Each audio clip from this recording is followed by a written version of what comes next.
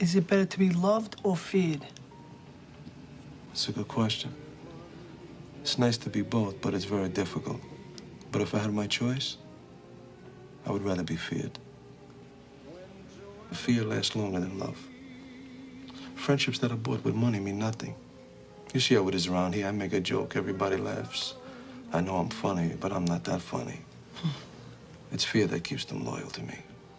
But the trick is not to be hated. That's why I treat my men good, but not too good. I give them too much, then they don't need me. I give them just enough where they need me, but they don't hate me. Don't forget what I'm telling you. What's up, y'all? We back at it. Another beautiful week, another beautiful Thursday. The spirits has blessed us. Another day on planet Earth. And today is April 30th, 2026. 2026, episode 26. Let me double check that. I'm pretty sure it's episode 26. Let me just peek at it. No. Yep, episode 26. I hope everybody had a beautiful week. I hope y'all getting ready for May. With that being said, May is putting us just at a little bit of this year's halfway over. And it's flying. We can all remember back in October when I first kicked this off, damn near half a year ago. And if y'all watched episode 1, 2, 3, I was fumbling. But I have been learning throughout the process and learning on the go. And again, I will continue to still fumble because this is live. There is no edits at all. What's said is said and what's done is done. So I guess that just brings the fun part to it. Today, this is going to directly have everything to do with health. Directly. And I'm really finding every day how important it is, how vital it is to be very health conscious. What's happening, y'all? Thank y'all for tuning in. Thank you for joining the fun. What up, 71?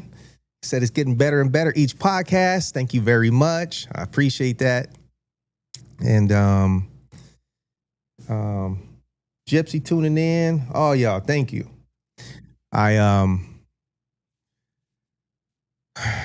Every day I cannot even see myself. I can't see myself not treating my body as priority in every way. And this is something, again, that I really wish. What's happening, Links? Thank y'all for tuning in. This is something, again, I wish I knew this and felt this and understood it 30 years ago, at least 30 years ago. I wish it was taught starting at home 54 years ago. I wish what I know now was something that was drilled into me from at birth, or even my mom being very health conscious and living a certain type of way that groomed me from birth out. You know, that's what's important too. Link said, same here for me. At least 400 pounds ago. That's Links in the chat. 400 pounds ago. And I hope I don't even know if I talked to Links about this, or if we talked about it, Links, at some point to get you on. That would be amazing. look at links in the chat, y'all. Look at what she just said. She was 625 pounds at her heaviest. 625 pounds. And blessings to you, Links. You still here with us on planet Earth. You can talk about it. And, also strong enough within yourself to actually speak your weight. And that's beautiful. That takes some strength, some pride, some confidence, And I'm a true believer that the spirits are put people in certain positions for a reason. And you have to fulfill that duty. So Link's saying what she's saying is her fulfilling her duty. Blessings to you. You helped me get back on track. Thank you for that, Links. And I'm still going to be here to keep you on track and to make sure you stay on track and to make sure you achieve everything that you are envisioning and step out of that old shell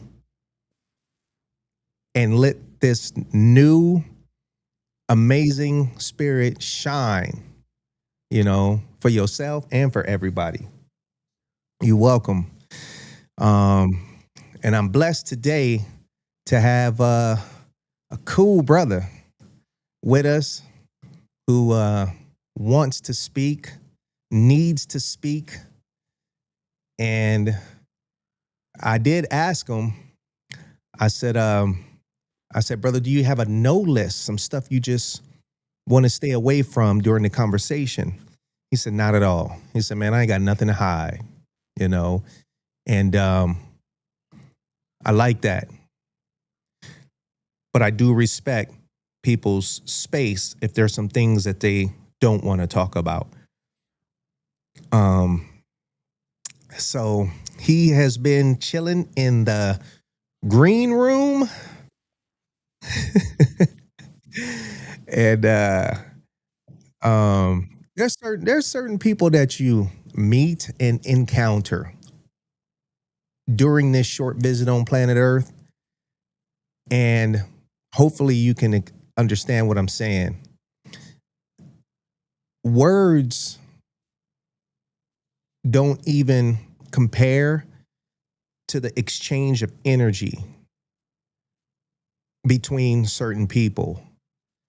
And I say that because sometimes, and I've done it in life, you can just walk up to somebody and just hug them. You don't even need to know them, because you know that person is just as amazing as you are from the inside out, So, and I say that because this dude right here, his spirit is amazing. His journey is amazing. And I want to thank him in advance for allowing me to bring him onto the platform and speak to everybody. And if you got some questions for him, you could throw it in the chat. What's happening, Creole Society? Thank you for tuning in. What up, Veronica? Thank y'all for tuning in. And yes, it's a beautiful day. So let me make sure. Oh, let me go right here. Last checked. And bam.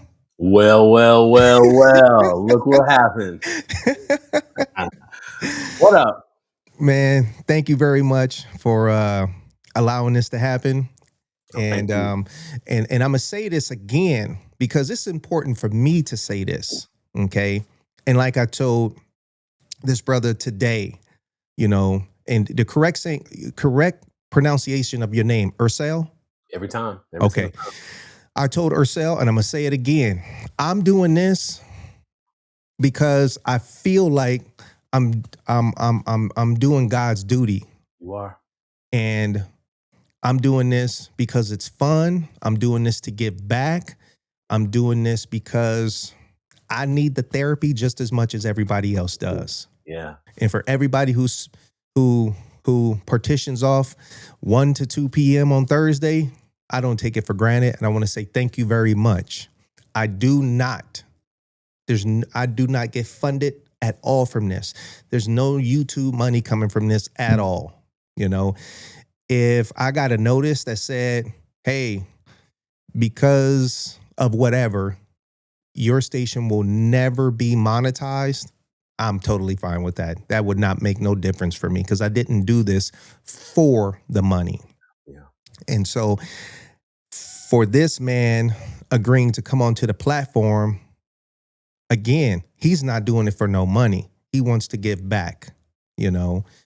So thank you again for coming on, brother. Of course. And this is somebody that I have seen bust ass in the gym. And that's a phrase, but work his ass off, sweating like a motherfucker, you know? So he's been going at it, and I wanted to tap in and see face to face for the most his lifestyle, what he's been going through, dealing with, you know, being somebody who weighed over 400 pounds. So I'm gonna just let you open up, man, and just dive right in and speak on what you want to speak on. And I'm a generate some questions in my head. I didn't write nothing down. I just said, hey, I'm gonna just freestyle this. Freestyle it. Right on, brother. Hey, first of all, thank you for having me on here, man. This is I think it's always an honor when we get to connect our stories to each other. And it's funny, when the first time I met you, you may not remember this.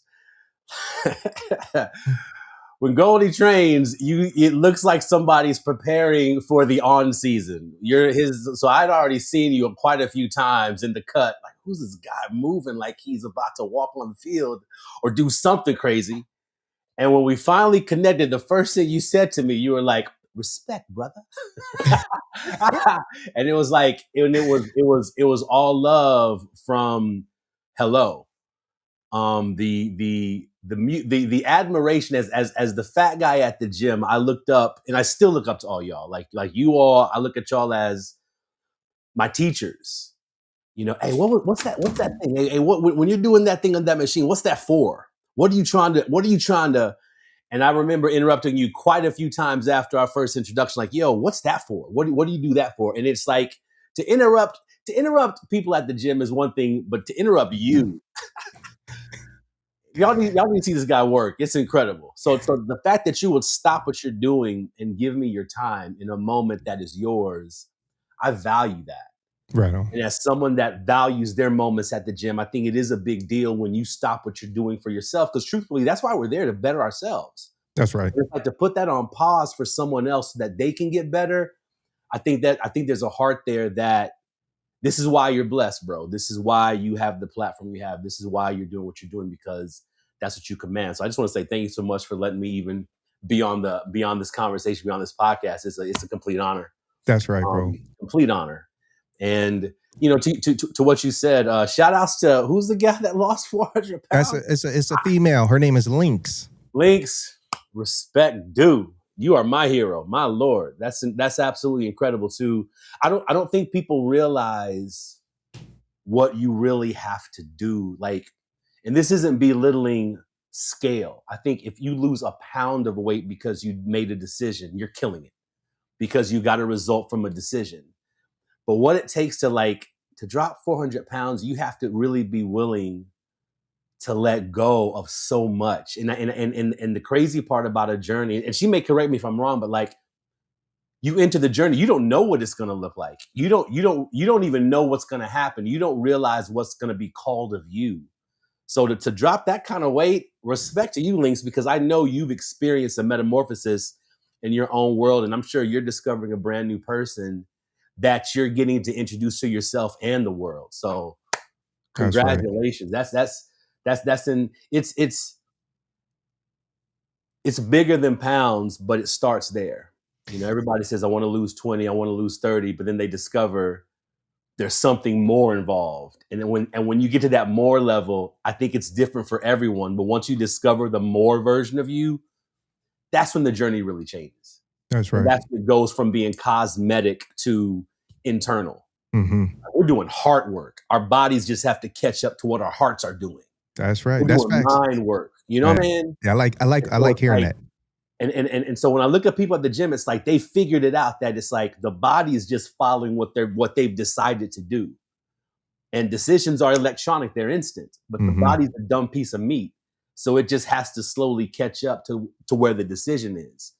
But That's it's right. like we've tapped into this thing, and so it makes sense that a conversation like this is happening, because why wouldn't it? Mm-hmm. You know, why wouldn't we want to now expose the world to these breakthroughs we're experiencing? You know, it's funny. You had a story on your Instagram the other day, and you were showing your plethora of vitamins that you take. Mm-hmm. And I saw it, and I was like, man, that feels so. I used to see visuals like that and say, man, these people are crazy. Who wants to spend $150 on some pills? Who wants to remember organizing 15? That is stupid. They just do an extra. And then you get it. And then you realize, oh, all these are doing what they're supposed to do. That's right. Do better. And it's like, oh man. And it's like it's almost like once you've entered the world of change and you've experienced the benefit, like we were saying the other day, why would you want to go back? Mm-hmm. Why would I ever want to get on the sidelines? Yep. Why would I ever want to stop? So that's really my heartbeat. You know, this started off as trying to drop some weight, sick of being fat, and sick of what I'd written around that world. But what I soon discovered is that if I really want to change, I've got to be willing to change. Mm-hmm. And on the other side of this experience, you know, it's every day's a gift. We wake up and it's like, wow, this thing's incredible. So, yeah. Now, I'm gonna have some questions in no particular order. Yeah. And in this first question, it's a question to you, but it generated from me asking myself as well. Yeah. But we have lived two different lives with our weight coming out the gate. Okay.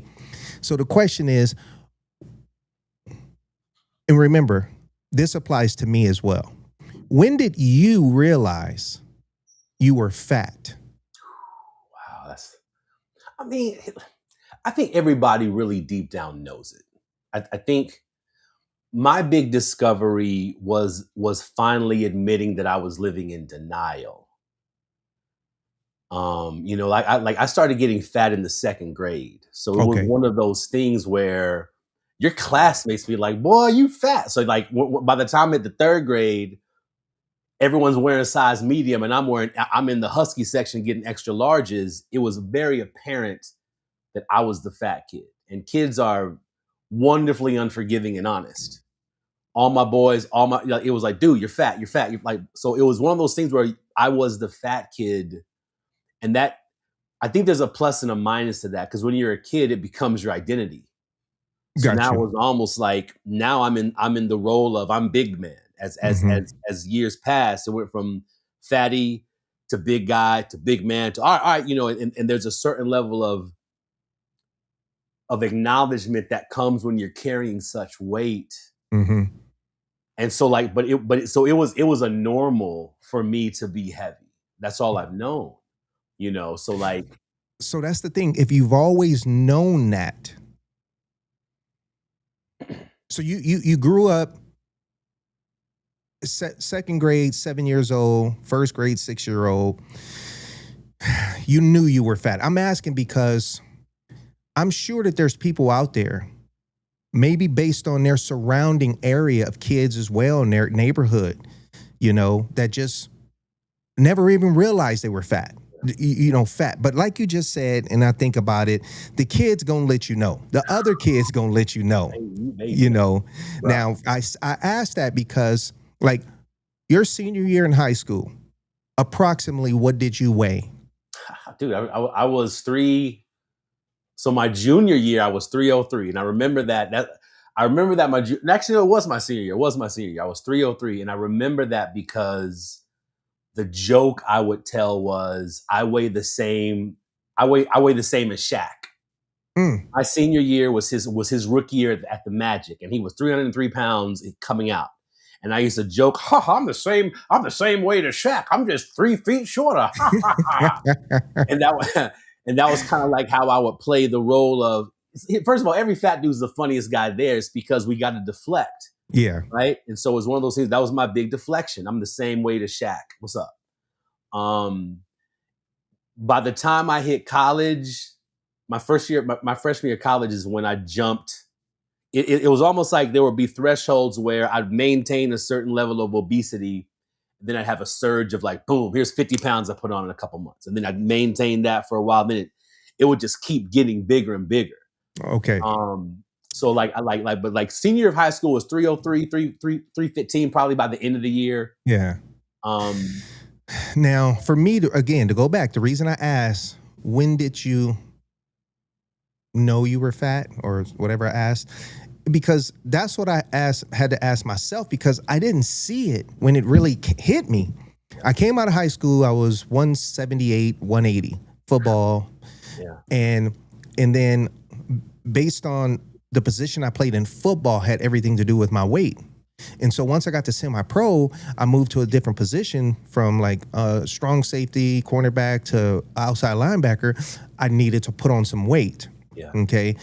And then after that, I wanted to let my hair grow long, 2 big ponytails, and I wanted to put on even more weight, not football related, because I had a big homeboy who was, big and on swole, but I couldn't grow taller, so I can just get wider, And so I remember one day I looked at my weight. It was either like 250 or 240. And then everybody started, thinking I was just Polynesian. And then I remember just going down to tie my shoes. I was just like, man, this shit is different. Everything is different, And so I started to just lose weight. But I never really knew, truly, I got fat. I did not know I got fat. Yeah. I remember, people was calling me like, oh, what's up, Big Goldie? And I was like, where the fuck that's coming from? I'm not realizing that people seeing me as bigger when that's not what I see. I never saw it. And even when I look back at pictures now, I'm just like, fuck y'all people, man. You motherfuckers didn't tell me I was fat, because that's why I'm asking that questions, because I didn't see it, I remember if anybody was to even ask me, man, you fat? I'd be like, what? Fuck you, I ain't fat. Yeah. But I just wanted to speak on that, on why I asked you that, because I didn't see it, But what type of health complications have you dealt with throughout your life being overweight? Yeah. I think realistically, I've probably had, and real quick, you're absolutely right. I think the funny thing is, like, I'll even look back at pictures and videos of myself. I'll be creating content and I'll find some old videos. I'm just like, damn. These mugs let me leave the house. These like, you kind of, but it's a different reaction, because it's like you realize folks were telling you, bro, you're getting, my joke used to be, I want to lose weight just so I can be fat again. Like when you're so fat, you've got to lose weight to be fat. It's like, and I look back at certain images, it's just like, man, this is insane how delusional comfort creates. Like when you're comfortable in your own skin, when you see yourself every day, you don't really realize how bad or how good it is. It's normal. And it's crazy how drastically different the past, like that old version of me was. It's just, it's interesting when you say looking back, it's like, I never realized I was that big. Got you. Health complications, like my biggest thing were more scares. Like don't get me wrong, like I have blood pressure, like I've been on blood pressure medication for 20 years. 20 years. Okay. Ish, but a substantial amount of time. Okay. As far as having any type of medical emergencies outside of blood pressure related, not really. But the flip was, everything feels like a heart attack. So it's one of those things where you just might be winded because you walked too fast, but your body, the way it's responding. So there've been plenty of times I've ended up at the ER and they're like, dude, you're out of breath. Like, you just need to stop being so fat. Or you get a panic attack because you hit the bong too many times and you think, oh, this is the one. And then they're like, sir, those are the drugs you insist. You need to lose weight. Don't get it twisted. Take your fat ass to the gym. But you're also high as hell. Leave us alone. So I mean, I've had way more of those types of experiences than actual medical issues. Okay, so are you diabetic? No, luckily, not diabetic, not even pre-diabetic. Luckily, I haven't had any kind of heart issues. Like all the things that you would assume come along with with obesity. I've been blessed. Like God has been like, no, I'm going to spare you. I'm going to give you one thing, your blood pressure. Deal with that.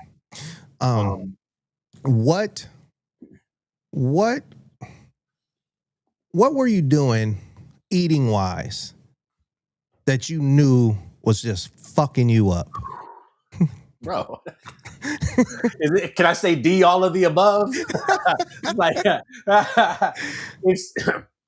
here's what's funny. When I got I moved to Nebraska in 2002, I think. That was my first time like living on my own. I got my first apartment and I was so stoked. Wasn't living in the dorms, wasn't living at mom's house. I had my own actual place.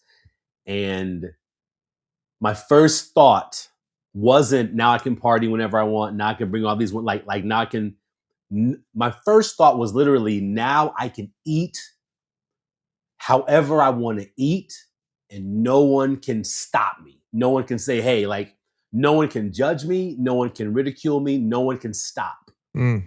And so, and literally like, that's when I became a chef. Eating I'm an amazing, like you put me in the kitchen, I'm killing it. You know, I'm killing the game because my thing is like, people were like, how'd you get so fat? It's like, I'm a good cook. It was me. It wasn't like McDonald's was when I was feeling lazy, but it's like, I can throw. So eating for me, like every day was Sunday dinner. Gotcha. Every day was a 7-course meal. When it came to females,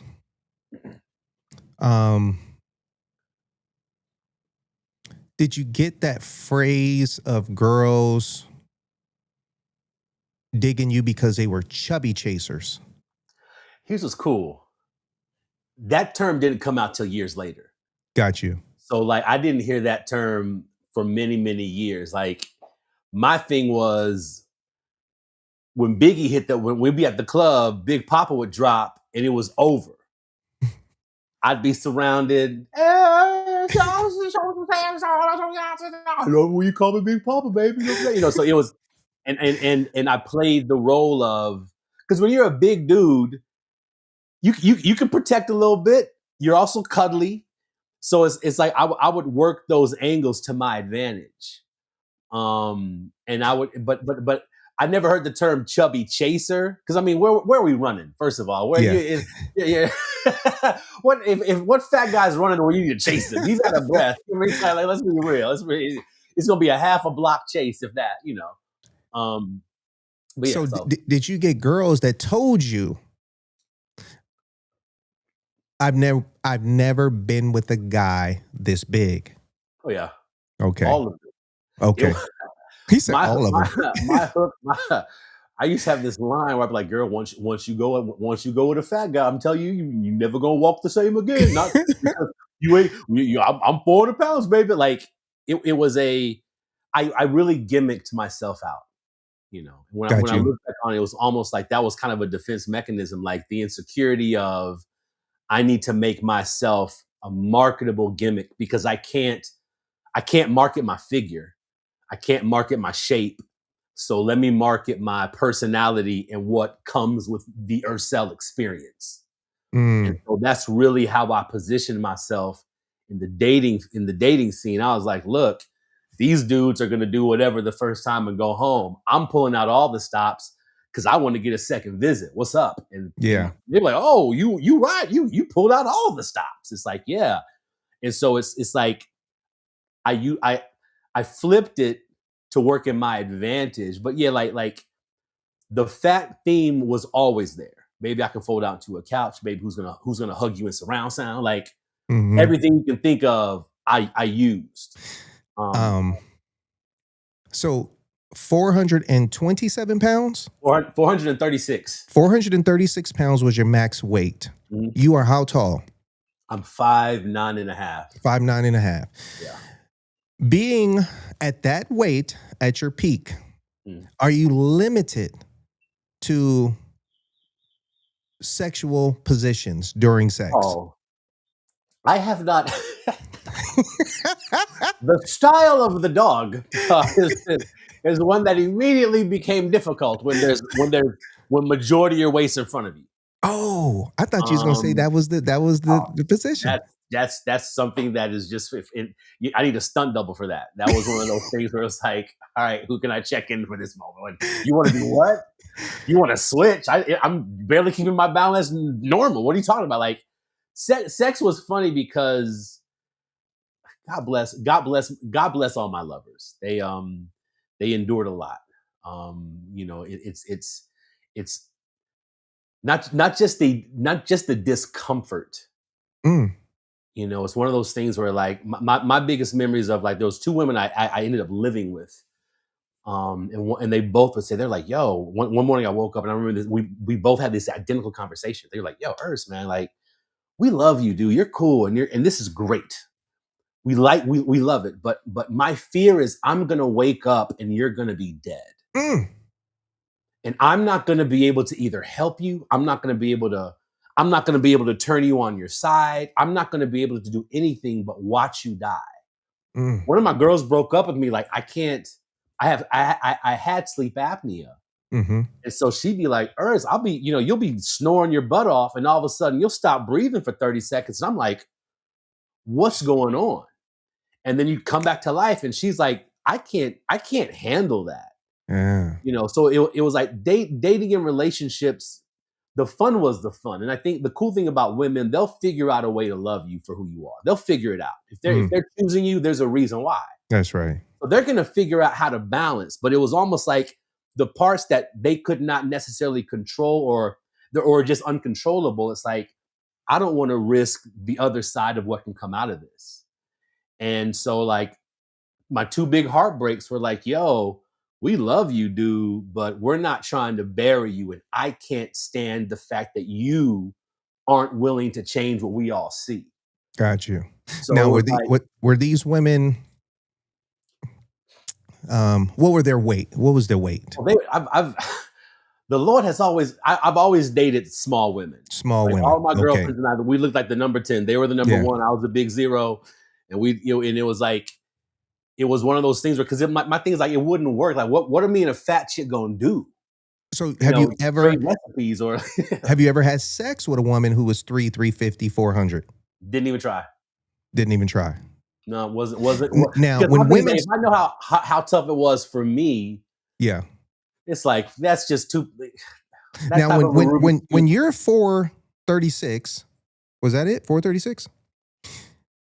Is that an invitation for big women to look at you? Is it an invitation like, hey, we in that club, what's up? It's funny you say that. I mean, like, Link said, we're going to break everything for real. Seriously, let's turn a king size bed into a twin size bed, baby. You know what I mean? It's just one of those things where it's like, when you start looking at it from a logistical standpoint, it's not going to work. And I even remember having conversations like, sweetheart, we're both already out of breath. Come on. What are we going to do? We're already tired and we're just sitting down. Come on. This nothing's going to work. So the questions I'm asking again, because this is foreign territory for me. Foreign. You shape your whole So one more. What is your, at 400 plus pounds, in the event you're going to be intimate with a woman, what is your already position that you know is going to work for you? We're either missionary or it's the cow or I'm laying down. Okay, missionary. Those are only two options. Missionary. Of course, you not being on top of her, or you on top of her? Me on top. Oh, you're on top. And me on top or her on top. But you're like super elevated. You're holding yourself up, right? You've got to stand sideways and lift up the stomach and just hope and then hope when you drop it nothing cracks or shatters. Gotcha. And you got kids? Nah. Thankfully, no, not yet. Okay. Not yet. So you never been able to penetrate it that deep. You're a funny guy. You're a funny guy. Remember that Verizon where they're like, can you hear me now? Can you hear me now? You used to have a joke where I'd be like, can you feel me now? Can you feel me now? Like, all right. So tell me, what was a huge, boy, you know you shouldn't be eating all that shit, meal that you used to fuck with? Man. I mean, I don't want to say all of them, but I remember my best friend tells this story. We had gone out, and I was a big pothead back in college. So like they called me the chimney because I was always blowing smoke. And so like we were chiefing out one night. And I was like, let's go to TGI Fridays. We all go to TGI. Me and two of my boys. We get there and we order. Like the table is just. We all ordered 2 entrees. I mean, we just were eating. And I remember my buddy had half a sandwich and some fries left over. And the other guy had like some other random. And so as I finished my plates, I'm like, hey, are y'all going to eat those? And they were like, nah, I guess not. And I'm like, if you don't mind, I think I'll help myself. And so I'm sitting here just like, and I'm in this zone of eating. And I look up and my best friend, he's kind of looking at me like, dude. And the look in his eyes, he was just kind of like, and he'll even tell the story like, I was kind of grossed out a little bit. Not just because he was eating the food off our plates, but the fact that he had already eaten 2 entrees himself. He's like, bro, like you've already eaten enough food for 2 people, and now you're still eating. Like, bro. So it's like I've had a lot of those type of moments where people around me were like, dude, we've pulled from the table an hour ago, and you're still nibbling. What's going on, bro? Like, it's not Thanksgiving, it's Tuesday. Yeah. What are you doing? Yeah. So it's like one of those things where the lifestyle. It's hard to say what's that one meal I had. Like they were all, you know. So when I hear stuff, I'm sorry for cutting you off. I've seen like documentaries. Yeah. They'll drive through a drive-through and they'll order like 2 burgers, 2 fries, pretending like they're ordering for somebody else, but it's just for them. Did you go through that? Did you do that? I don't recall, because my thing is like for myself, I knew what I was gonna go do, and my whole thing is like if it's happening in private, I don't need to explain at the window. Okay, so did you ever eat a gallon of ice cream by yourself? Oh yeah, that's easy work. That's light work. Okay, have you ever gone to order an ice cream cake, and they're like, "Do you want this for here to go?" And you're like, "Of course it's for here, because how am I gonna drive and eat an ice cream cake?" Like you know like. Oh no, that's gallons of ice. That's light work. That's easy work. I've done some very. I've eaten family pack meals by myself. Okay. 30 wing. Like I've done it all. So you took down an extra large pizza by yourself. Multiples. Okay. You used to have this 2 large pizza thing with stuffed crust. That was my favorite. Oh, so you eat both of the large pieces, brother. We don't believe in leftovers in our house. So using the word addiction, did you go through a phase where you felt food was that you were addicted to it? 100%. 100%. Yeah. And so today, 2026, April, when you see food and you see stuff that you used to just fiend over, how does it affect you now? It's funny now I don't look at food. So for the longest time, how I coped was food is my enemy. Food gets me in trouble. So I would say it's a love-hate relationship because you got to eat, blah, blah, blah. I think ultimately though, I knew I would not be able to handle, I'll put it to you like this. My birthday was almost exactly a month ago. My birthday weekend, I'm entering the weekend knowing I'm going to probably have cake. I'm probably going to have, like, I know it's probably going to be offered at some point in time. Cool. I'm going to throw you under the bus. Y'all went and got pizza, right? No, I wish we did. No, we, that's right, we did. Yeah, we went to the beach. Right, yep. Bro, that's right. So, so here's the thing about it. So yeah, like it's now I'm in a space where I can truly enjoy food, and I enjoy it because I know that my next meal is going to be right back on track. Right on. And I know where I'm going to be tomorrow. And I know what I just had for breakfast. So it's almost like I view food really as the cliche of food is fuel is true. Mm-hmm. And I think because I'm so active, I'm really getting to understand, wow, this is really how food is supposed to operate in my body. Yep. So it's like there's this peace of mind, bro, where now it's like if we were to go grab a burger right now, I'd enjoy every single bite because I know dinner, I've got chicken and rice. Mm-hmm. Tomorrow morning, I'm walking into the gym. We're about to burn these calories. Mm-hmm. So because I have that peace of mind, there's a freedom now I have with food. Because you can't walk away from it. You've got to figure it out. You know.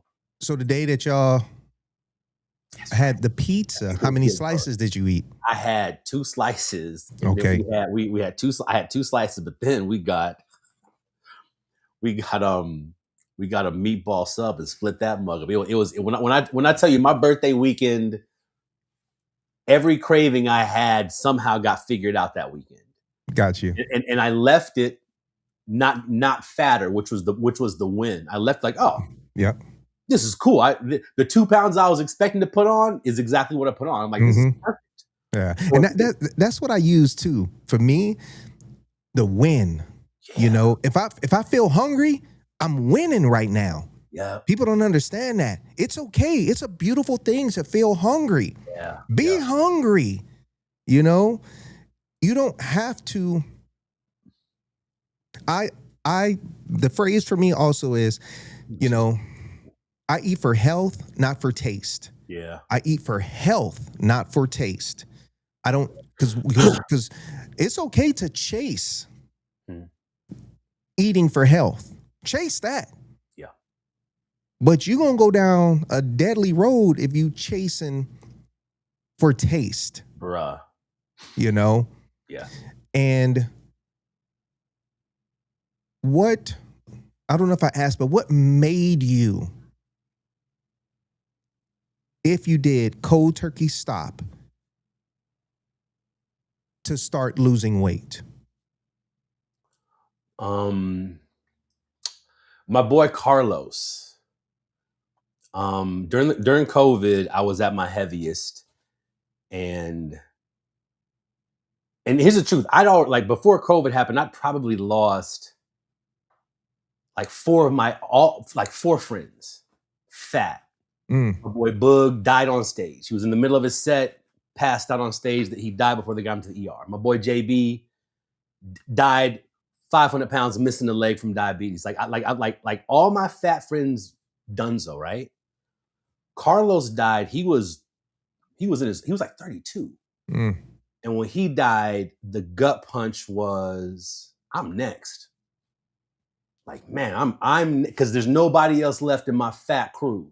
Mm-hmm. And like fat dudes, we have this thing where, like, if you're 400 pounds or more, you see another 400 pounder, that's your boy, because they get it. So it's like it's like a fraternity of, you understand the life. Mm-hmm. Not so much I would never say the struggle, but just you understand what happens behind closed doors. And so when you have brothers who are dying, who are in that club, the gut punches, it's only a matter of time now. So when Carlos died, that sent me into a depression of, bro, you're sitting here moping, but have you really actually tried to live? Mm-hmm. You're trying to avoid the inevitable. The one guarantee we all know is on the way is death. We can't escape that. Everything else is a possibility, but death is the guarantee. Mm-hmm. And it's like, am I trying to live a life that avoids the inevitable, or am I really trying to live? And he passed away.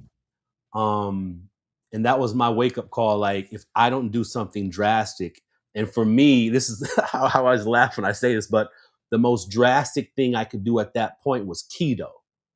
Because keto was the one diet that mimicked how I lived outside of chips. Like, just don't drink beer and give up chips, and you're good. So the starting point was just I started replacing bread and chips and carbs. I went from drinking beer to drinking Truly, and nothing else really changed. But it was a gradual enough shift that allowed me to start losing weight. Here's what's funny. I was on a call with some clients of mine the other day, and I was talking about how you start is just how you start. It's never how you finish. Like when I started my health journey, if I was to return back to that style of eating, I'd put all my weight back on. Yeah. But that's what got me into the door. And so it's like I wasn't measuring, I wasn't weighing, I wasn't looking at portions. I just was avoiding carbs, and I still lost weight. But it was my thing is like I made it simple and incremental. Every diets always want us to like do something drastic or really, really flip a behavior that's locked into us. But there's no like easy on ramp. And so for me, my thing was like, let me make this thing as easy as possible. If it takes forever, I'm not trying to die anytime soon. That time's gonna pass anyway. Let me just incrementally scale this thing. Yeah, I've never subscribed to the phrase diet. Yeah. Okay. I feel that the phrase diet and the actual act of dieting was for a quick fix. Yeah. You know, even back in the day, I don't know what the hell they called all these different little quick fix diets that come from celebrities. Yeah. Having to do shit quickly for a movie role.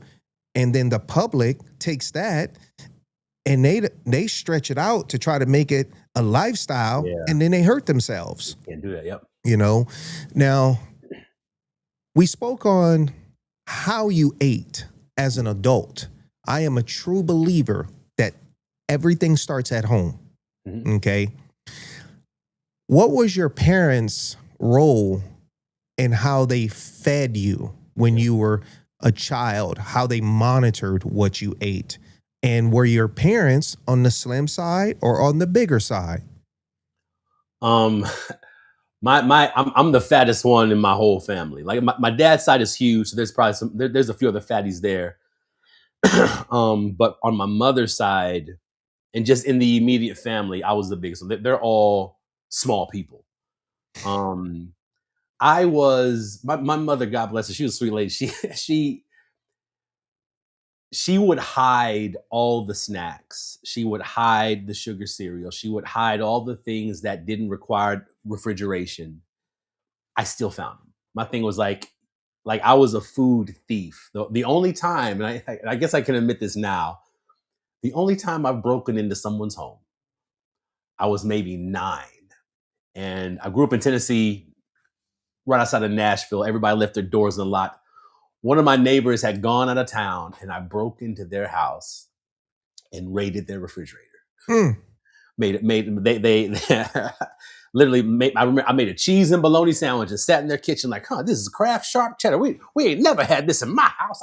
This is amazing. Like, and I remember like if I would go to people's cribs and be like, I see that piece of cake. I'll be back for that. Like it was one of those things where it my mother tried her hardest. Okay. Like our house was only so big and there were only so many hiding places. And it was just one of those things where it was like, my nickname is Ivan. She'd go grocery shopping on Tuesday. Thursday would come and where's the box of 24 donuts we got? Ivan, do you? Gone. Like so I was stealing. I'd get up in the middle of the night, go through all the hiding places, get my stash. So it didn't matter what she tried to do to prevent. I was on mission. So your life situation sounds 100% self-inflicted from just eating your ass off. 100%. Not somebody sitting here saying a medical condition, nothing. This is just straight up grubbing. It was cope. It was a coping mechanism. I'm the youngest of 3. And so I used to blame it on my parents splitting, but when I really think back, that's just the easiest cliche to blame all your problems on. My parents split up, my daddy don't live at home. Like that's such an easy cop out. the truth is, and I'm very candid about this now. I've gone through the work. Like when I was 8 years old, I got assaulted by some kids in the neighborhood, left me completely traumatized. I got invited out. We grew up in the country, and on the weekends you'd go into your backyard because there were trees and woods everywhere. You'd build your tent, build a campfire, you camp out all week. That's what we did. Got invited to a camp out for some kids who were out of my age group and got assaulted. And in that experience, I came out of it scared to death. I remember coming home so afraid, like if my mother finds out what happens, I'm in trouble. Yeah, yeah. I wasn't even like, she didn't think I was gonna last the whole night, and let alone I stayed like I'm. She thinks I'm in the tent having a good time. I'm hiding in the woods, scared to death for my life. So I come home, and I'm truly afraid of everybody. How old were you? I was like eight-ish, Okay. right? And so the discovery at that time was, man, little Debbie ain't gonna hurt me. Frito-Lay's isn't gonna hurt me. Like I can trust Duncan Hines. Got you. Like Uncle Ben has my back, and it's fun. Like it sounds humorous because I'm a humorous guy, but it's like that was really my mindset to food. It's like this is the one space where I can control it, and I'm not gonna get hurt, and I don't have to perform. People I've got to put on a smile. People I've got to. I'm very personable, but I keep people at a distance very, very well. Right on. So how much do you weigh now? I'm at, I got to, well, my lowest was my lowest was 206. Right now, the last few months I've been on a bulk. Okay. So I've been eating a little more. So right now I'm at 225-ish. Okay. So from 436 to 206? Yeah. 206. And right now you're trying to bulk, mean put on some muscle? A little more muscle. Okay. And right now you stand at 225. Yes. Okay. So where do you want to be? Man, that's a good question. It's funny. And this is another thing I've just learned. Anybody that's about to be on a journey who currently is on a journey, don't give yourself a marriage to the weight. A lot of us say, I'm trying to get down to 200 pounds, but it's like, now my goal is I want to be stronger.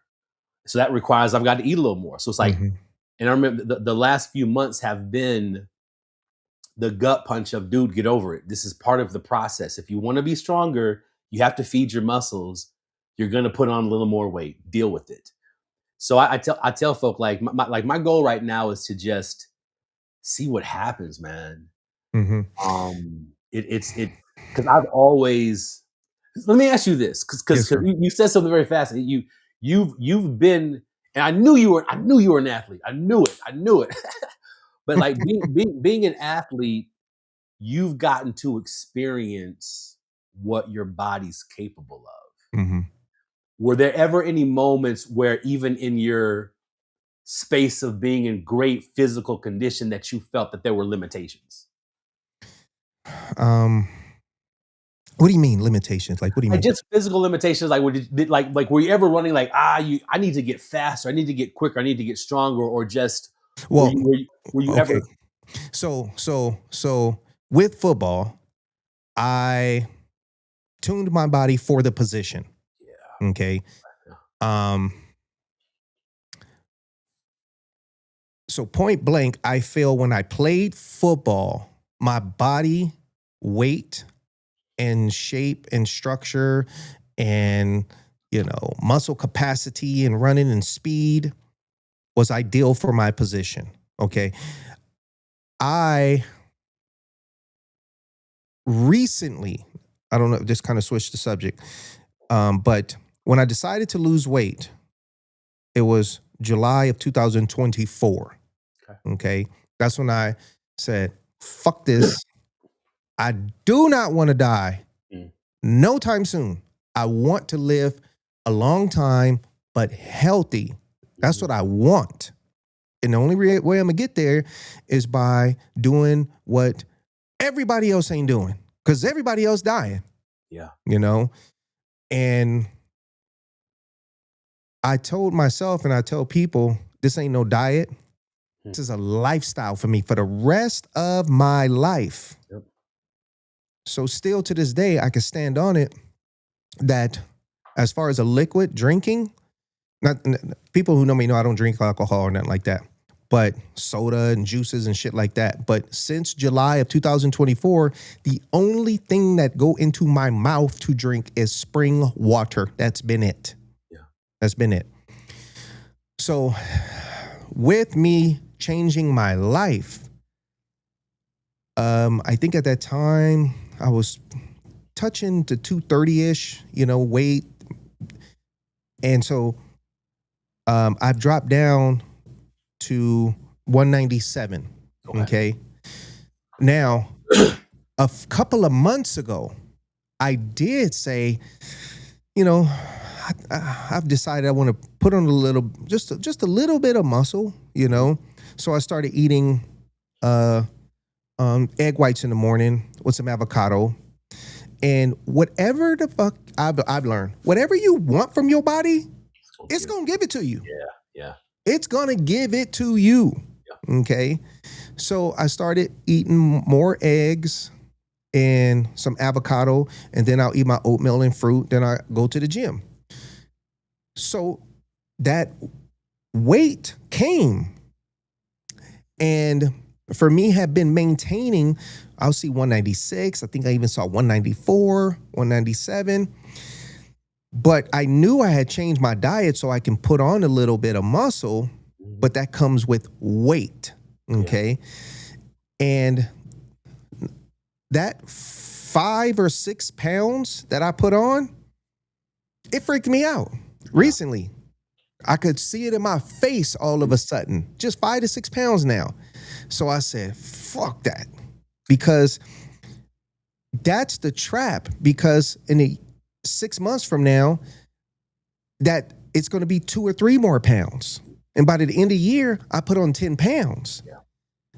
And so I just said, scratch it. Nope. Let me just go right back to what I've been doing. Eat my fruit and oatmeal in the morning, eat my salad in the afternoon, and then my baked fish, and I'm done. Yeah. Okay. And then that's reminding me to not eat for taste, eat for health. Yep. Because that's all we need to do is just fuel our body. That's it.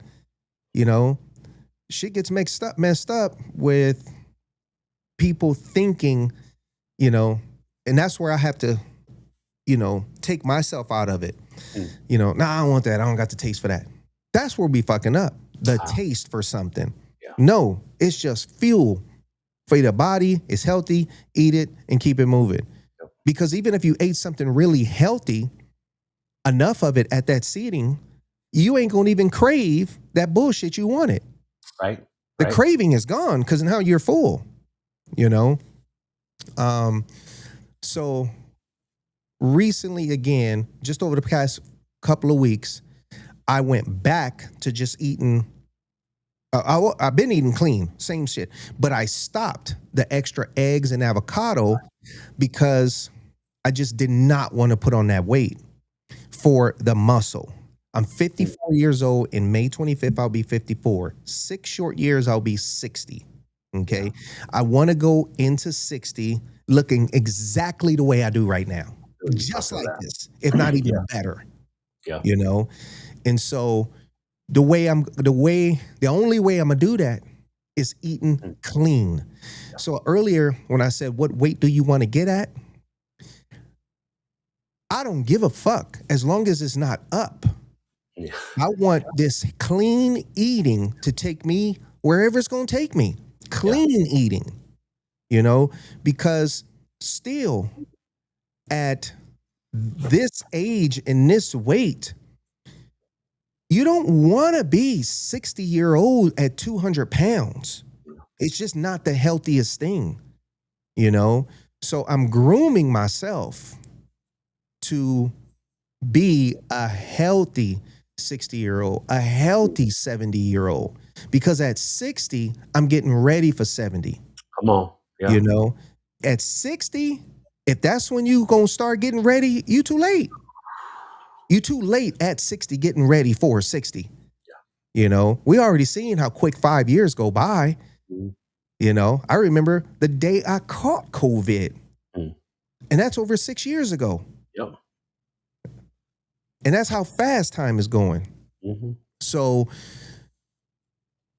I wish and I want people to understand that, you know, this is not a diet. This is not a little journey. No, this is a lifestyle for the rest of my life.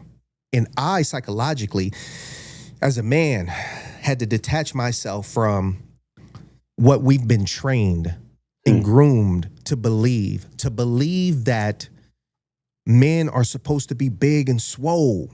I look at that shit now, I'm like, motherfucker, you unhealthy. Straight the fuck up. I know what it takes to, you know, I know what it takes for the body to look healthy. I know what it takes for the body to look a certain type of way from extras being put into the body for a certain type of muscle development. Okay. Now, as much as what's floating around now, and I don't know if this could have been on your no list, but have you tapped into the peptides? I did. So 3.5 years ago, I got on. I was probably down about 130 pounds. 100. We were talking about this last night. 130, 150 pounds. Hit a plateau and could not figure out what to do. And so I've got a buddy that's the peptide guy. So I got some semaglutides, GLP-1. I did a 90-day run of that. And lost 30 pounds. Fell off my body, right? I'm like, yeah, I'm feeling myself. Starting to post content like, yeah, you fat man, you need to give me like that. I'm talking shit, right? Get to my last dose, take my last dose, and like 2 weeks later, I noticed. I'm like, I'm starting to feel a little fluffy. What's going on here? A month passes, 2 months pass, the weight's back. And it was one of those gut punches of, if you're going to take something that's trying to fast track your body, you need to also be fast tracking your habits. So when you get off this thing, you don't lose everything it created for you. So, but I got that tough lesson on the back end. But when I gained all the weight back, that was my reality check of, I really need to address my foundational lifestyle. Like, I think like when you're 400 pounds, here's the truth. Like, you can drop 50, 60 pounds. Like, remember when Jared ate a sub every day and he lost weight? And we were all like, how the heck a fat dude? Yeah. He was eating like you've got to eat like shit. So a 6-inch hoagie is an improvement. Yeah. You know what I mean? So, but because when you're at that size, any minor shift is going to make a massive, massive change. But at a certain point, your body's like, nah, bruh, you need to actually now be intentional. And so I look at us, the bigger you are, the easier it is. But once you get to level 2, that requires you to now say, okay, let me pull up my calculator. Let me start looking at these numbers. Let me actually start paying attention. And once I figured that piece out, it's been on ever since. And so I tell folk, don't do what's going to give you momentum to get excited. That's the first catch. For me, the fact that it was working got me excited. Because like, I'll be honest, I was 20 pounds down, feeling myself. Like, oh shit, this is working. Confidence is coming, excitement's coming. And so I tell folk, just start. However you get on the journey, just get on it. But once you're on the journey, start paying attention, because to your point, this isn't a limited amount of time. This is your new life now. This is your new direction. You're going to have to figure out a way to maintain your speed in this direction. And so right now it's like, there are a couple peptides I want to do a little more research on that do like repair type work. But my thing is like, don't let what you're injecting into your body do all the work. You know, so when you did your original run of peptide, is that something after doing it that you would recommend to people? If they can afford it and they're willing to, the biggest question is, are they willing? Here's the thing. Here's what happens when you lose weight too fast, right? You look like a ghost. You lose weight way too quick. Your body can't catch up to it. And you can tell someone who's lost weight fast. You just look at it. And a lot of these GLP-1s, they set people up where it's like, yeah, like you want to lose weight, but a lot of people also want to look better. Let's not front. You want to look better. That's why you're losing weight. So it's like, to get on a medication that's going to fast track that process, but have you looking sick, mission is not accomplished. So it's like, why not also, if you're going to take that route, build it with a real lifestyle underneath it, so that you can actually nourish, you are actually exercising, you're actually built, like you're doing all the things, just fast forward. I wouldn't recommend somebody stay on it. And I think would you go back to do it again, or you're done with it, with that one? For me, and this is probably ego, and also probably where I am in my process. Like I'm really 20 pounds away, so I don't look at my situation right now as dire. Got you. A dude that's 500 pounds, please go get those injections, because I'm not saying, I think there's an urgency that you do have to also address. And if you need to get some help to get that first 100 pounds off, do it. Just understand you have to do the work. The medication's a tool. You need to learn how to use the tool. And if you're expecting the tool to do all the work for you, you will end up fat again. And chances are you're not going to have, like, if you're well into your 40s, you're already 100 pounds overweight, you don't have F around time. So it's like, lose it, but learn the lifestyle that supports the results. That way you stay in the space of results versus a loss and a gain, a loss and a gain. Because that's a lot of people's story. So tell me what exactly do you eat in one of your full days? Breakfast is, I have a serving of cream of rice before the gym. When I get back from the gym, I usually have some kind of protein, like a protein bar or something. Breakfast is 4 eggs, 6 ounces of ground beef, either half an avocado if I'm feeling like it, or some cottage cheese. Snack is generally hit or miss, depending on how hungry I am. But lately, I haven't really been eating my afternoon snack. And then dinner is either chicken and salad, or chicken, or I'll do like these chicken and like these like low carb enchilada things. Like it's very, very basic, very, very protein heavy. For the most part, it's the same thing, either a chicken salad, chicken enchiladas. But it's very like my goal is a 1,850 a day calorie intake. And that puts me at like a 250 calorie deficit. My maintenance is 2,100. So I'm functioning right now, because I've been in a bulk. I've been in 100 to 200 calorie surplus, but that's just a couple more eggs. So it's like, I pretty much just eat eggs, ground beef or chicken breast, Greek yogurt and blueberries. Very, very, very, very basic, I'd say. Okay. My suggestion, dump the protein bars. That's what I say. That's Dump the protein bars, full of bullshit, full of inflammation chemicals. Them motherfuckers are not good for you. Ground beef, I would walk away from it. That stuff is so contaminated. Okay. You already know every country rejects our ground beef. Yeah. Rejects it. They tell the U.S., stick that shit up your ass. We ain't fucking with it. Funny, yeah. So No. I would step away from the ground beef. Personally, I feel that, because you coming into 50, right? Yeah. You'd be in a much better place coming into. See, you're 5'9" ish. That 225 sits different on you from even somebody who's 2 inches taller. Yeah. Okay.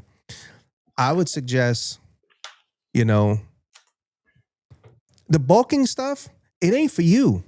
You're not doing that for you. You're doing that for the people because you feel that's what the people need to see. And I'm saying that because that's the place I was coming from. Okay. I want to maintain just a smidget under 200 now. But I had a few people saying, oh man, you know, you put your size back on. Fuck off. I'm trying to live. I feel that. Yeah. Straight up. So if I did do the bulk, I ain't doing it for me. I'm doing it because, you know, I'm folding to the pressure of other people thinking and feeling that, you know, people's supposed to look bigger. But unfortunately, life is so jacked up that when somebody is righteously has lost weight, me, the first thing people identify it as oh, that person must be sick, because majority of people that's slimmer now, or for whatever reason, they are sick. Yeah. But it's unfortunate that on the flip side of that, somebody being obese, that motherfucker's sick. Facts. You know, that's where it's at. So I had to stand strong within myself to say, I'm doing this for me. Yeah. You know, to get myself in a better place of knowing that I'm healthy, living healthy. You know, I could look at shit now and I'd be like, I don't eat that shit. I'm good. I'm good. I'm good. I'm good. Like I tell people ain't got to tell me nothing no more about themselves. I'm going to look right the fuck at you and it's going to tell me everything I need to know about you. Everything. You know, and being a groomed man, oh, it takes work. Yeah. You know, it takes work. You know, you gotta groom your fucking beard, trim your nose hairs, trim your ear hairs, scrub your face, you know, trim your eyebrows, fucking wash, you know, scrub my body. I wash my back. A lot of motherfuckers don't wash their backs. Yeah. You know, wash your feet, wash your fucking ass, wash your whole body. You gotta, as a man, you gotta know how to wash your dick correctly. You know, there's a lot of work that becomes easy habit when you really want to take care of yourself. Yeah. Yeah. You know, so I would rather righteously stand here and give you the advice. You know, come on back down to that 200 pounds. You know, fuck these cats out here, you know, thinking that size is where it's at. No, I said it the other day. A big motherfucker that's swole, him getting into it, you know what the other person thinking? I ain't fighting that big motherfucker. Boom. That's it. That's it. And most swole motherfuckers, the art is in them lifting weights. It don't mean they can fight. Yeah, 100%. Yeah, 100%. Point blank. You know, so for your righteous health lifestyle, you know, cut the whacked ass protein bars. They're deadly. Cut that ground beef out. It's deadly. Okay. Cut back on that meal intake. Get yourself down to that 200 range. You're going to feel amazing. You're going to feel amazing. It's going to look more natural on you. You're going to see some inflammation in you go down, you know? And I say this to you, and I say this to everybody who watching, who this is applicable to, which is 90% of everybody listening. You know, being overweight, it has now become not just your fault. There's a lot of people out there who think they're eating healthy. They just literally think they eating healthy. When they're not, because they just didn't know it. They didn't know it. You know, 2 years ago, go to the gym, buy a fucking protein bar and a fucking muscle milk. Oh, you couldn't pay me to eat that toxic shit now. Toxic. I don't even know if I posted it, but everything that they got in the gym, the cooler is 100% toxic. Bad for you. In those coolers, the only thing that's good for you is all the way at the bottom. Say it again. The water at the bottom. Everything else, bright colors and all this shit, that shit is toxic. So the war is on. We at war with eating, at Yeah. war with this government, and I see food. Now I say it, I see food as the enemy now. Yeah. Like the enemy. It's to where, you know, I'm pick and choose what you're gonna eat and be careful on where you buy your food from. That's true. Yeah. Because as a restaurant, and me being in the restaurant business, when it's time to buy food, they let this is quality, this is mid, and this the lowest stuff right here. And all that has to do with health, You're in there, yeah. quality. And because stuff is so expensive now, you bet your ass these restaurants are buying the less quality stuff now. So do your research for everybody on where you eat. But the key to it is eat at home. People think it costs more to eat healthy. No, I'm telling you, it's simple. I cut up some fruit and I put it on oatmeal. The oatmeal box costs it went up in price, $5 to $6 now. The shit used to be down there $1 or $2 for a big thing of oatmeal. Yep. And you cut up some fruit. That's my fruit energy in the morning. The oatmeal is just a little bit of carb, and I take my ass to the gym. Then again, at 1 or so p.m., I eat my salad, fruits and vegetables and lettuce and avocado, and that's that. And again, 2 hours later, I eat some fish. Factually, I'm done. I'm done. If I get something of a sweet tooth, like I show people, I'll eat a slice of bean pie. This is navy beans. Or I'll eat a Sumu orange. That's it. Drink some water, I'm good. Brother, you do that, you gonna see a major change in yourself. Yeah. And eating clean, it takes away and when you eat clean, you don't get hungry as much as you do when you eat junk food. You do not get hungry. Your body knows it. It's like, cool, man. This is for us. It's that healthy shit. Cool. We can pick off of this, and tune the body up right. And with study, sugar is a straight up toxic to the body. The government won't admit it. If you research it, you'll see where it was brought up to the FDA and all them motherfuckers lied. It's on video. But sugar is a toxic, and all they keep doing is switching the name of it, putting a new suit on it with all these different names, but it's still sugar. It does not, go into our bodies and process correctly. It's horrible for the body. And people just don't know that, So it's a war.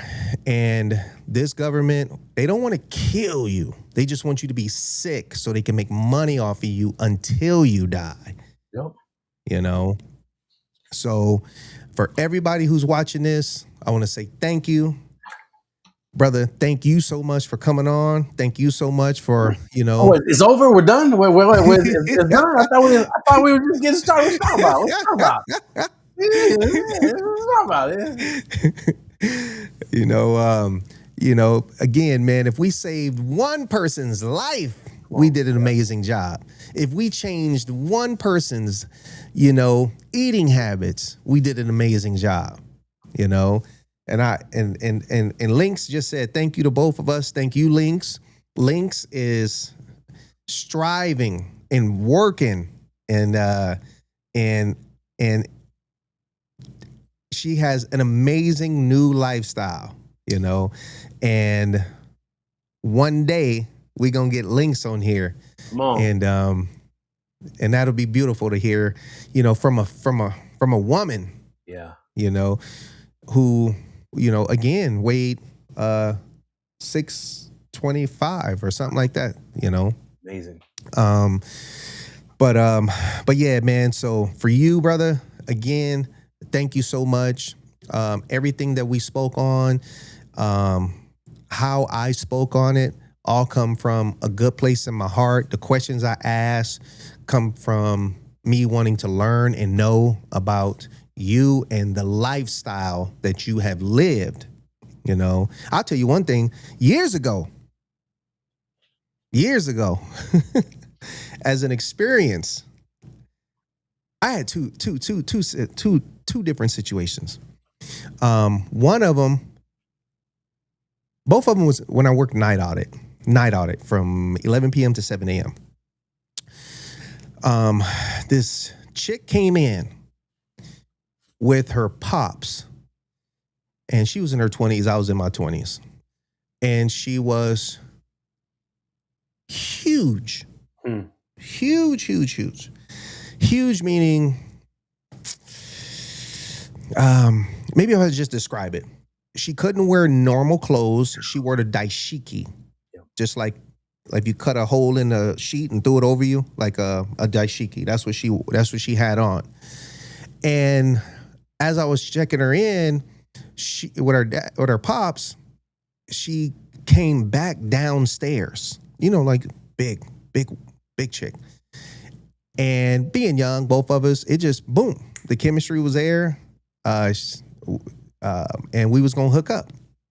So I knew that hotel like the back of my hand. And so I just said, okay, we'll just go over here, go into this little closet. And so she told me the only way that she can do it, because she was so big, she just had to stand up and kind of like bend forward some. And that was my first experience of somebody that big. Yeah. Okay. And of course, over 200 pounds, 300, 350, I don't know, but big to where she could only wear a daishiki, that big. So that was an experience. Okay. And then another one, not too long after that, was this chick, met her. And I remember we got back to her place. She laid down on the bed and everything just disappeared. Everything went to the left and to the right, everything. And for me, I've never seen nothing like that before. Where did it go? And that's as a man. Yo Johnson in this, those are two different brains. Yeah. So my head was like, dang, we got to do this? My Johnson was like, I'm out of here. Oh, that's funny. I'm completely out of here. Wow. No blood flow to the fullest. He wasn't checking in on that at all. And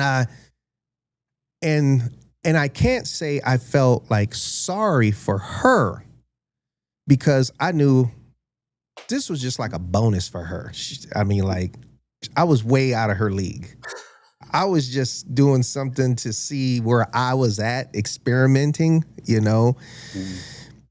But I just couldn't, there was nothing I can do, you know. The lifestyle that people are living, obese people, is not fair to themselves, to the inner, because you got that inner person inside of you that said, we ain't doing this no more. Yeah. If you know you can do something about it, and you're not doing something about it, and you know you need to do something about it, you know, and you're not doing something about it.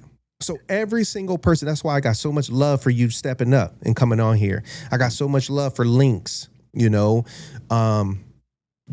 amazing, beautiful people that want to live and not just eat themselves to death. Come on. That's the truth. That's the truth. And not eat yourself to death. Yeah.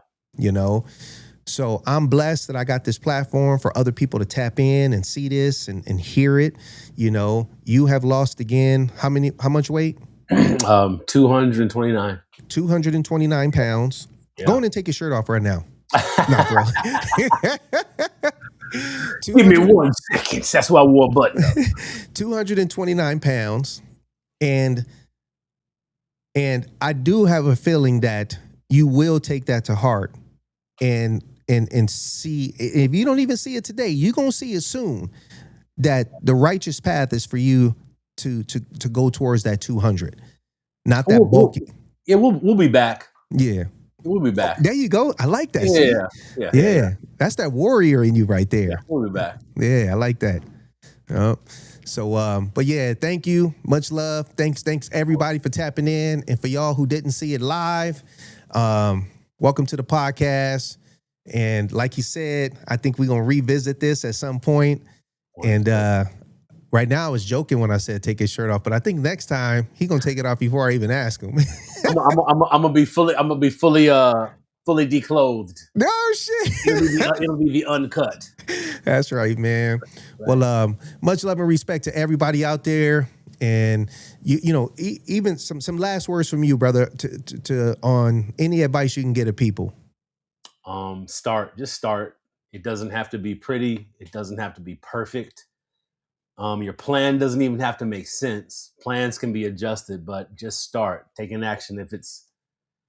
When I started, I took a 2-minute walk around my apartment building for the first 2 months. And after 2 months, it turned into a 5-minute walk. Like, take your time and do the thing that works so you don't quit on yourself, and just start. Like, if you have Goldie, you have me, you have a group of people who want you to live. So you're not by yourself in this, but you've got to be willing to show up. And so that's the one thing, like, the beautiful thing about it is if you're alive, you have a choice that you can make. So make the choice to start, and then start. Keep showing up. I like that. That was strong. That was simple, direct, straight up, start. Just do it. Yeah, the best time to start it is now. Simple as that. 100%. Get up after you watch this podcast and go for a walk. Yeah, and a lot of people, let me add this in closing. A lot of people fuck up for what's in the house. Just stop buying the shit. Tell people, don't buy that for me no more. Yep. Don't buy that for me no more. Don't get it. And don't you get stuff that you know is a contaminant for you. Just don't buy it. If it's not in the house, yo ass ain't gonna eat it. Yep. There's a chance you can go to the store to get it, but don't make it convenient for you. Don't get it. And again, tell people not to buy certain stuff. If you live with them or if people gift you stuff, stay the fuck away from Starbucks, stay away from these energy drinks. When you go to the doctor, one of the first questions is, do you drink energy drinks? That's what they ask. The moment you say yes, they categorize you that you're compromised. Point blank. Yeah, that's one. They right off the rip, they know that you are infected. You want to be able to say, I don't mess with, nope, don't drink energy drinks. And for them, it's like, fuck, finally, good. That narrows it down to what your problem might be. Okay, so stay away from energy drinks. Again, people can't tell me nothing about them. I'm going to see it in how you look with your weight, your skin, your inflammation in your body, and what you eating. It's going to tell me everything I need to know. You know? So I'm doing this because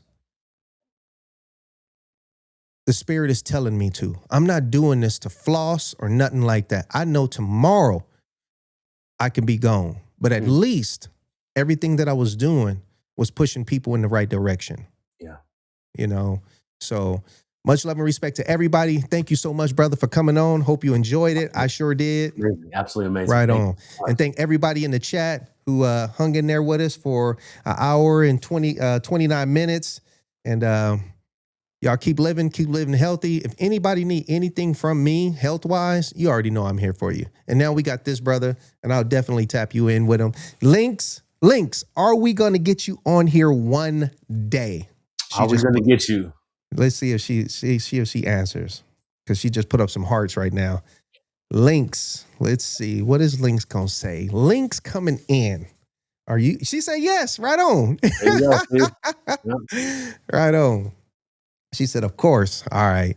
Well, hey, much love and respect to everybody. I will see you next Thursday, and I think that'll be taking us into the month of May. The month of May, we're coming up. That's right, month of May. All right. Much love and respect, y'all. Y'all be good to yourself out there. Peace. So say good night to the bad guy. Come on. The last time you're gonna see a bad guy like this again, let me tell you. Come on. Make way for the bad guy. There's a bad guy coming through.